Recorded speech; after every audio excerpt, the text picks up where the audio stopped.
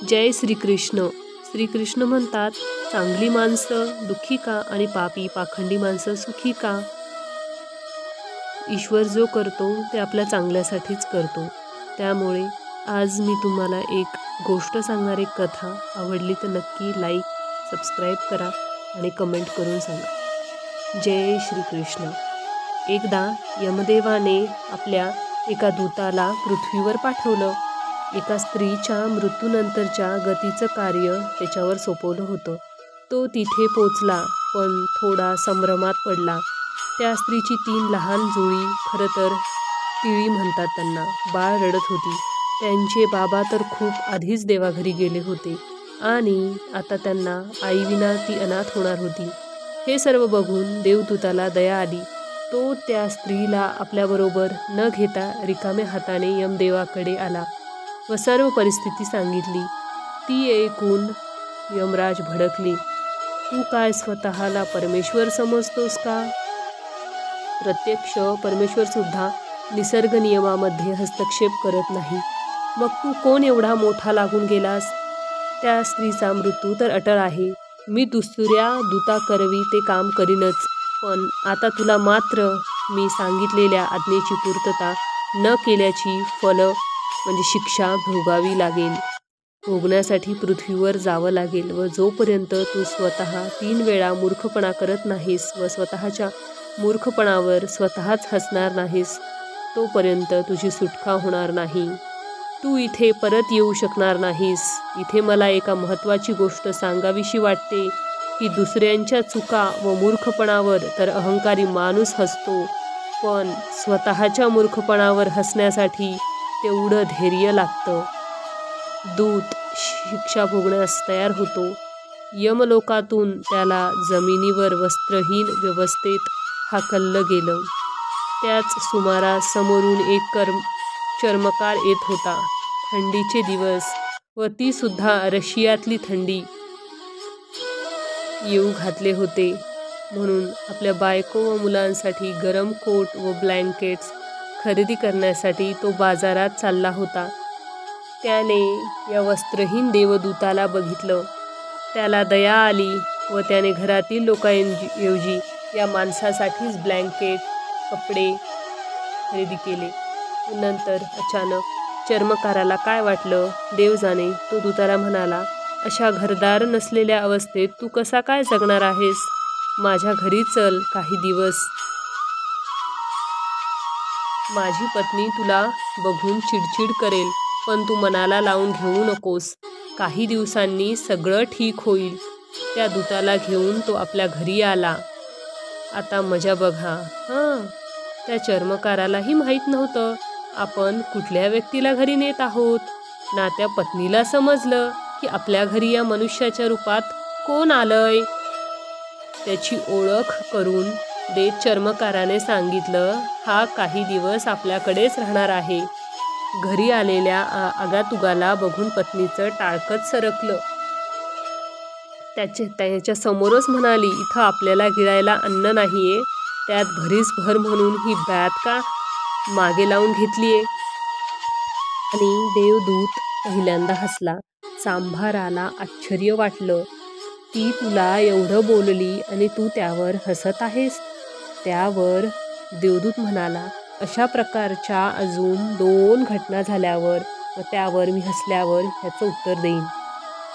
आजच्या घटनेवर दूत हसला, कारण पत्नीला हे माहीत नव्हतं की तिच्या पतिराजांनी ज्याला घरी आणलं आहे तो सामान्य मनुष्य नसून त्याच्यामध्ये देवी शक्ती आहे, ज्याच्या पदस्पर्शाने पुढील काही दिवसातच त्यांचं भाग्य उजळणार आहे.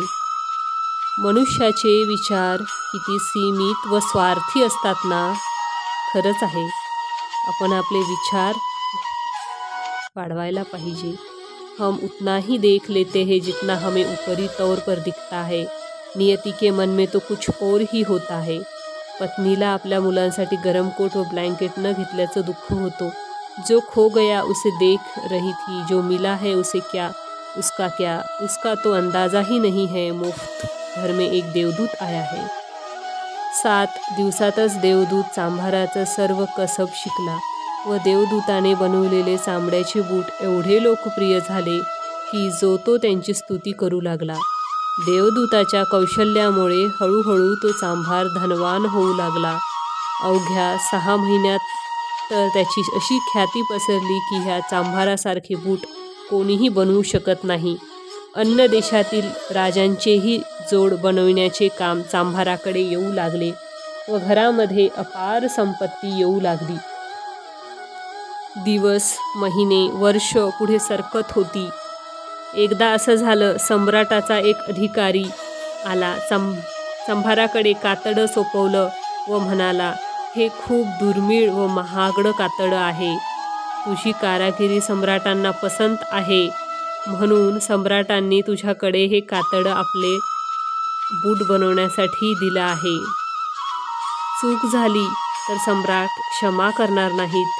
लक्षात ठेव, सम्राटाच्या पायाकरिता बूट बनवायचे आहेत, स्लीपर नाही. अधिकाऱ्याने स्पष्टपणे खडसावले. मृत व्यक्तीला स्लीपर घालून स्मशानात नेण्याची प्रथा होती. चांभाराने सुद्धा देवदूताला बजावलं, हे बघ, सम्राटांच्या पायाकरिता या दुर्मिळ कातड्याचे बूट बनवायचे आहेत, स्लीपर नव्हे. व कातडं सुद्धा बुटाच्या मापापुरतेच आहे. काही गडबड झाली तर नसती आफत ओढवेल. एवढं निक्षून सांगूनही देवदूताने स्लीपरच बनवल्या. चांभाराने त्या बघितल्यावर तो इतका क्रोधित झाला व देवदूताला काठीने झोडपून काढले. तू मला फासावर चढवणार आहेस का? इतके वेळा बजावले असतानाही तू स्लीपर का बनवल्यास? तेवढ्यात देवदूत जोरजोरात हसू लागला. तेवढ्यात सम्राटाचा अधिकारी आला व म्हणाला, बूट नको, स्लीपर बनव. आपल्या सम्राटांना कालच देवाज्ञा झाली आहे. उद्या त्यांच्या अंतविधी आहे. त्यामुळे भविष्य अज्ञात असतं व आपण गतकाळातील अनुभवावर जगत असतो. काल सम्राट असताना बुटासाठी आटापिटा होता, आज स्लीपर हवी आहे. चांभाराने लगेच त्या स्लीपर दिल्या. अधिकारी निघून गेल्यावर चांभार देवदूताच्या पाया पडून क्षमा मागू लागला. मी तुला उगाच काठीने मारले. देवदूताने शांतपणे सांगितले, अरे, ह्यात तुझा काहीही दोष नाहीये. मी माझ्या कर्माची शिक्षा भोगतोय. आज दुसऱ्यांदा देवदूत हसला, कारण भविष्य अज्ञात आहे व आपण विनाशी इच्छांच्या मागे धावत सुटलो आहोत. सध्या घटनांमध्ये सुद्धा चिडचिड, त्रागा करत बसतो. साध्या घटनांमध्ये सुद्धा चिडचिड, त्रागा करत बसतो. मृत्यू घटिका समीप असताना जीवनाचे गणित बांधत राहतो व नियतीच्या मनात काहीतरी वेगळंच असतं. देवदूताला जाणवू लागलं, त्या 3 अनाथ मुलींचं भवितव्य काय. या अनाठाई विचार मी करत होतो. काही दिवसातच तिसरी घटना घडली. या चांभाराकडे एका धनाढ्य घराण्यातील वृद्ध स्त्री आली व बरोबर 3 सुंदर युवती आणल्या. 3ही युवतींचे लग्न ठरले होते. त्याच्यासाठी उत्तम चढावांचे जोड बनवून हवे होते. देवदूताने 3 मुलींना पाहता क्षणीच ओळखलं. ह्याच त्या 3 मुली होत्या ज्यांच्या मृत प्राय आईकडे बघून त्याला दया आली व नियतीमध्ये स्वतःहून केलेल्या हस्तक्षेपामुळे तो आज शिक्षा भोगत होता. त्या 3घीजणी अतिशय सुंदर व समृद्ध दिसत होत्या. देवदूताला उत्सुकता वाटली. त्यांच्याबरोबर जी वृद्ध आली आहे ती कोण आहे? वृद्ध स्त्रीला विचारल्यावर तिने सांगायला सुरुवात केली, ह्या मुली माझ्या समोरच राहत होत्या.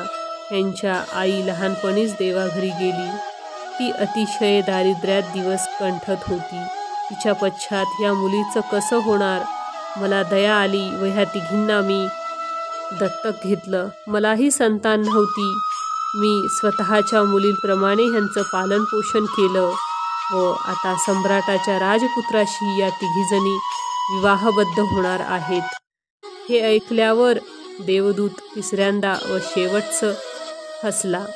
त्याने चांभाराला स्वतःच्या हसण्याचं कारण सांगायला सुरुवात केली. आज जर त्यांच्या 3 मुलींची आई जिवंत असती तर ह्या तिघीजणी दारिद्र्यात खितपत पडल्या असत्या.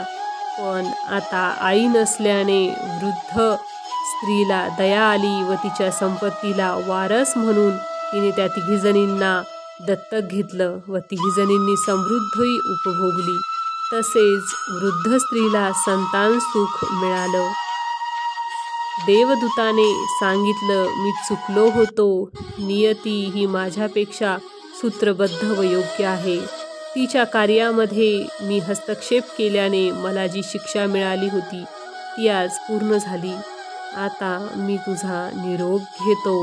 आणि त्याने चांभाराकडून निरोप घेतला. एवढं बोलून तो देवदूत पाहता पाहता तिथून अदृश्य झाला.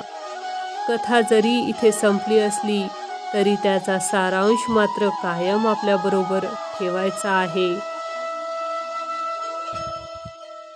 एकंदरीत सध्याचं वातावरण व काहींचे अपमृत्यू, देहहत्या बघून बऱ्याच जणांच्या मनात हा प्रश्न येतो, इतक्या तरुण वयात ही व्यक्ती का गेली? त्याच्या पश्चात त्याच्या कुटुंबाचं, मुलाबाळांचं काय होणार? काही जण तर ह्या घटनांकरिता चक्क परमेश्वरालाच दोषी ठरवतात. म्हणे त्याला जर न्यायचंच होतं तर हॉस्पिटलचा खर्च व इतक्या यातना का दिल्या? ज्या ईश्वराचं वर्णन आपण प्रेमाचा सागर, कृपाळू असं करतो, तो आपल्याच मुलांना असं निष्ठुर वागेल का? मनातला येईल तसं स्वतः वागायचं, वाटेल तशा चुका करायच्या व शिक्षा भोगताना मात्र प्रेमळ परमेश्वराला अशी दूषणं द्यायची. हा करंटेपणा कशासाठी? वरील सर्वांचं एकमेव उत्तर म्हणजे कर्मसिद्धांत. बरोबर आहे, लक्षात ठेवा, कर्मसिद्धांत. परमेश्वर कर्मामध्ये कधीही ढवळाढवळ करत नाही, पण कर्मभोगाच्या दुःखातून मुक्त होण्याचा मार्ग मात्र सुचवतो. आणि म्हणून तो म्हणतो, न धरी शस्त्र करी मी, परी सांगीनी गोष्ट युक्तीच्या 4. धन्यवाद. हे नेहमी लक्षात ठेवा, परमेश्वर कर्मामध्ये कधीही ढवळाढवळ करत नाही, पण कर्मभोगाच्या दुःखातून मुक्त होण्याचा मार्ग मात्र नक्की सुचवतो. आणि म्हणूनच आपण परमेश्वरावर विश्वास ठेवायला हवा. अंधश्रद्धा नाही, पण भक्ती ही नक्कीच असावी. भक्तीमुळे आपल्याला शक्ती मिळते आणि पुढील आपले सुख आणि दुःख कसं भोगायचं हे आपल्यालाच परमेश्वर सांगत असतो.